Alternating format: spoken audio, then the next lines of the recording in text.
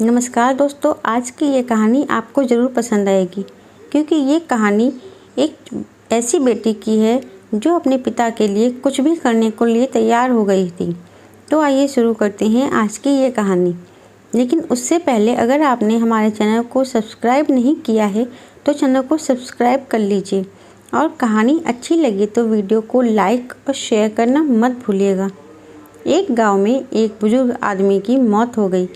उसके बेटों, सगे संबंधी और गांव वालों ने मिलकर उसके अंतिम यात्रा की तैयारी की। उसकी अर्थी तैयार की गई और उसे शमशान की ओर लेकर जाने लगे। अभी वो लोग कुछ दूर ही पहुंचे थे कि वहां पर दूसरे गांव से एक आदमी आया। उसने उस अर्थी को लेकर जा रहे 4 आदमियों में से एक का पैर पकड़ लिया और सबसे कहने लगा कि ये आदमी जो मर चुका है उसने मुझसे 20 लाख रुपए उधार लिए थे और जब तक मुझे पैसे वापस नहीं मिल जाते मैं अर्थी को आगे नहीं जाने दूंगा। मृत व्यक्ति की बेटों ने उस आदमी से कहा कि पिताजी ने कभी इस कर्जे के बारे में हमसे जिक्र नहीं किया, इसलिए हम तो यह कर्ज नहीं देने वाले। जब बेटों ने ही मना कर दिया तो उस मृत व्यक्ति के भाइयों ने भी कहा कि जब बेटे ही मना कर रहे हैं तो हम भी इस कर्जे की जिम्मेदारी नहीं लेने वाले हैं।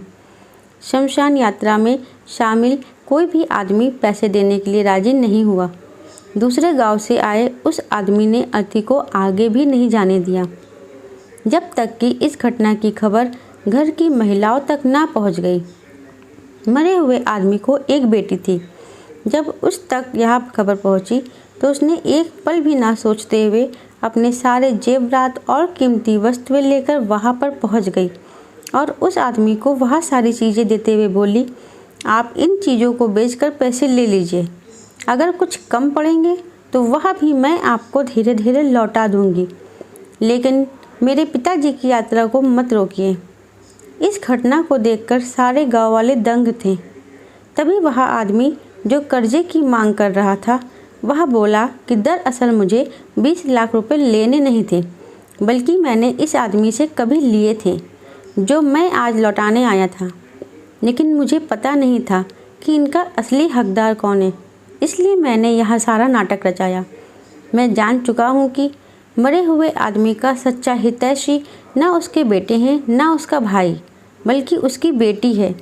इसलिए यह सारे पैसे मैं उसके हवाले करता हूँ और अपने कर्जे से मुक्त होता हूँ। थोड़ी ही देर में जो घटना घटित हो चुकी थी उससे बेटों के, भाइयों के और बाकी रिश्तेदारों के सर शर्म से झुक गए।